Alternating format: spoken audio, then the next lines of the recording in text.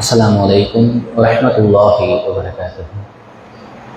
எல்லாம் வல்ல இறைவனின் நல்லடியார்களே, இறைவனினுடைய சாந்தியும் சமாதானமும் அன்பும் அருளும் நம் அனைவரின் மீதும் என்றென்றும் என்று நிலைபிறக்குமாக. தினந்தோறும் ஃபஜர் தொழுகை முடிந்ததற்கு பின்பாக ஒரு சில திருமறை குர்ஆனின் வசனங்களையும் அந்த வசனங்களுக்கான விளக்கங்களையும் நாம் தொடர்ச்சியாக அறிந்து கொண்டிருக்கிறோம்.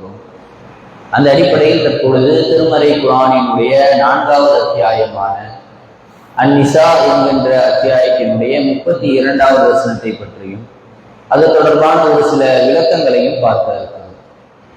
இந்த வசனத்தில் இன்றைக்கு நம்மில் பெரும்பான்மையான மக்களிடத்தில் இருக்கக்கூடிய ஒரு தவறை இறைவன் செய்யக்கூடாது என்று சுட்டிக்காட்டக்கூடிய ஒரு வசனம். இறைவன் இந்த வசனத்தில் பேசும் பொழுது வலா தமன்னவ் மா ஃபضلல்லாஹு பிஹி பஅலக்கும் அலா பஅல், அல்லாஹ் உங்களில் சிலரை விட சிலரை சிறப்பித்திருக்கிறான். இந்த விஷயத்தில் சிலரை விட சிலரை சிறப்பித்திருப்பது நீங்கள் பேராசைப்படாதீர்கள் என்று இறைவன் நமக்கு ஒரு கட்டளை இருக்கிறான். உண்மையிலேயே உலகம் சீராக இயங்குவதற்காக இறைவன் செய்த மிகப்பெரிய ஒரு நுட்பமான விஷயம் என்ன தெரியுமா? மனிதர்கள் எல்லாரும் ஒரே நிலையில் இறைவன் படைக்கிறார். எல்லோரும் ஒரே போன்ற படைப்பாக இருந்தாலும் நமக்கு மத்தியில் ஏராளமான வேறுபாடுகள் இருக்குது. ஒரு சில மக்கள் செல்வந்தர்களாக இருக்கலாம், ஒரு சில மக்கள் ஏழைகளாக இருக்கலாம், ஒரு சில பேர் பலமாக இருக்கலாம், ஒரு சில பேர் பலவீனமாக இருக்கலாம், ஒரு சில மக்கள் ஆரோக்கியமாக இருக்கலாம், ஒரு சில மக்கள் நோயோடு வாழ்ந்து கொண்டிருக்கலாம். இப்படி இறைவன் தம்முடைய அருளை ஒரு சில மக்களுக்கு அதிகமாகவும் ஒரு சில மக்களுக்கு அளவோடு வழங்குகிறார்களா? இது இறைவனுடைய மிகப்பெரிய ஒரு நுட்பமான ஒரு காரியம். இதை சொல்லிவிட்டு அல்லாஹ் சொல்கிறான், இப்படி நாம் மனிதர்களில் சிலரை விட சிலரை சிறப்பித்திருக்கிறோமே, இந்த விஷயத்துல ஒவ்வொருத்தரும் இந்த பேராசைப்படாதீர்கள்.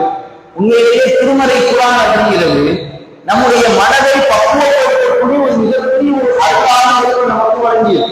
அதுல நம்முடைய மனதை எப்பொழுது சீராக இருக்கும், எப்பொழுது சீர்வடைய வேண்டும் என்கின்ற அனைத்து தகவல்களும் இருக்குது. இன்றைக்கு பெரும்பான்மையான மக்களுக்கு நிம்மதி இல்லாம போகுது. பக்கத்து வீட்டுக்காரர் நல்லா இருக்கிறாரு, நம்மளும் ஒரே வீட்டுல முடிவு, நமக்கு ஏற்ற வீட்டுக்காரர் தனியா சம்பாதிக்கிறாரு, நம்மளால சம்பாதிக்க முடியாது போயிடுச்சு. அவரு ஒரே கம்பெனியில தான் வேலை பார்க்கிறாரு, என்னுடைய கணவர் அங்கேதான் வேலை பார்க்கிறாரு, ஆனா அவங்க கால் வாங்கிட்டாங்க, நம்ம கடன்கார வாங்கிட்டு வரேன் என்று மற்றவர்களே ஒப்பிட்டு பார்த்து அவங்க எல்லாம் நல்லா இருக்கிறாங்க, நான் தான் நல்லா இல்லை, அவங்களுக்கு மட்டும் நல்லா ஏராளமா அறுப்படை நல்லா கொடுக்கிறான், எனக்கு ஏன் கொடுக்கல என்று இப்போ பேராசைப்படுவதாக இன்றைக்கு பெரும்பான்மையான மக்களினுடைய மனநிலை இல்லாமல் வாழ்ந்து கொண்டு இருக்கிறார்கள். நபிகள் நாயகம் ஸல்லல்லாஹு அலைஹி வஸல்லம் அவர்களை எடுத்துக்கொண்டால் உண்மையிலேயே நம்ம ஒவ்வொரு விஷயத்தையும் எப்படி எடுத்துக்கொள்ள வேண்டும், எவ்வாறு அணுக வேண்டும் என்பதை அழகாக மட்டும் சொல்லி தந்திருப்பார்கள். மிகப்பெரிய ஒரு தத்துவம். யாருமே இன்றைக்கு உலகத்தில் போதிக்காத ஒரு பெரிய தத்துவத்தை நபிகளார்கள் சொல்லி தருகிறார்கள். உங்கள் இல்லாமல் அஸ்வலமிக்கும் வலா தன்னும் மண் சேர்க்கும், எப்பொழுதும் உங்களுக்கு கீழ்நிலையில் இருப்பவர்களை பாருங்கள், உங்களுக்கு மேல்நிலையில் இருப்பவர்களை பார்க்காதீர்கள். இதை மட்டும் நம்ம செஞ்சு வாழ்ந்தா பேர் மனப்பான்மை நமக்கு வருது. ஏன்னா பேருங்கிற மனப்பான்மை கிடைக்கிறது மிகப்பெரிய என்ன அப்படி சொன்னா, நபி அவர்கள் எப்படி இருக்கிறார்கள், அதிகமான செல்வம் தெரியுமா? உண்மையான செல்வம் தெரியுமா? நீங்க நிறைய பொருளாதார உண்மையான செல்வம் கிடையாது. உலகத்தின் இனம் போதும் என்கின்ற மனம் இருக்கிறது அல்லவா, அதுதான் உண்மையான செல்வம். போதும் நீங்க நினைச்சு வாழ்ந்து பார்த்தீங்கன்னா அதை விட உண்மையான வாழ்க்கை இருக்காது. அதற்கு வழிவகுக்கக்கூடியது இந்த விஷயம். நமக்கு கீழ்நிலையில் இருப்பவர்களை பார்க்கணும், நமக்கு மேல்நிலையில் இருப்பவர்களை பார்க்கக்கூடாது. மேல்நிலையில் இருப்பவர்களை பார்த்தோம்னா நம்முடைய நிம்மதி போயிடும். கீழ்நிலையில் இருப்பவர்களை பார்த்தால் இறைவனுக்கு நன்றி செலுத்துவோம். நம்முடைய நிலையை நினைத்து நாம் போதுமானதாக மாற்றிக் கொள்வோம்.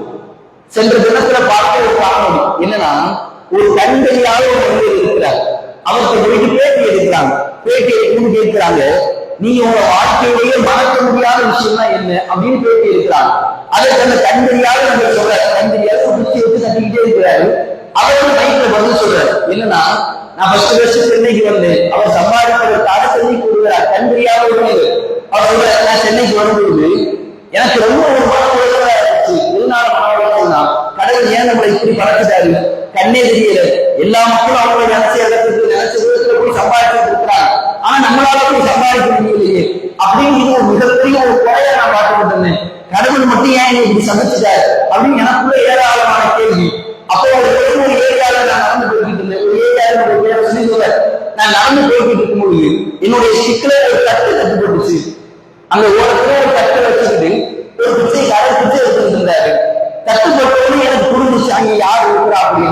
அங்க ஒரு பிச்சைக்காரர் இருக்கிறார். அவருடைய நிலைமை என்னன்னா, அவருக்கு 2 கையும் வேலை செய்யல, 2 காலும் வேலை செய்யல. அந்த தட்டுல ஏராளமான மக்கள்லாம் வந்துட்டு காசு பிச்சை போறாங்க. அவர் எப்படின்னா அவரால் அந்த காசை கூட எடுக்க முடியாது. எப்படின்னா இங்க இருக்கக்கூடிய ஏழை சில மக்கள் என்ன செஞ்சாங்க, எடுத்துட்டு வந்து பிச்சை இருக்கு, அதுல இருந்து எடுத்துட்டு போறது காலத்தை இருக்கிறாங்க.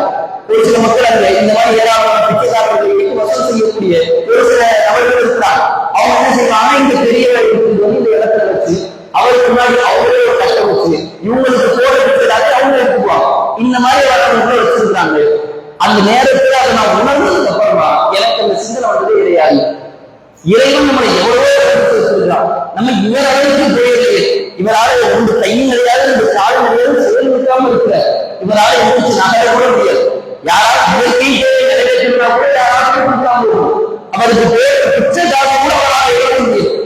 இந்த அளவுக்கு இறைவனை வைக்கலையே அப்படிங்கிற எண்ணம் அப்ப வந்துச்சு. அதுல இருந்து எனக்கு கண்பாக தெரியாதுன்னு அவர் வேலையாக நினைக்கிறது. நமக்கு கீழே எவ்வளவோ நம்மை விட மிகப்பெரிய தாழ்வான வெயில் இருக்கிறார்கள், நம்மை விட ஏழ்மையாக இருக்கிறார்கள், நம்மை விட நோய் இருக்கிறவர்களாக இருக்கிறார்கள். அவர்களை நாம் பார்க்கிறோம். இறைவன் நம்மளை எவ்வளவு சிறப்பான வளர்த்து வச்சிருக்கிறான், எவ்வளவு கண்ணியமாக வைத்திருக்கிறார், உங்கள் ஆரோக்கியத்தை கொடுத்திருக்கிறார், நோய் இல்லாத வாழ்க்கை கொடுத்திருக்கிறார், 3 வேளை சாப்பிடுவதற்கு உணவு கொடுத்திருக்கிறார், தங்குவதற்கு இருப்பிடம் கொடுத்திருக்கிறார். இப்படி இருப்பதை வைத்து நினைத்து பார்த்தால் உண்மையிலேயே நாம் மன நிம்மதியோடு வாழ முடியும். இறைவனுடைய கட்டளையை பின்பற்றுவதற்கு உண்மையிலேயே எந்த விதமான ஒரு மனநோயும் இருக்கிறார்கள்.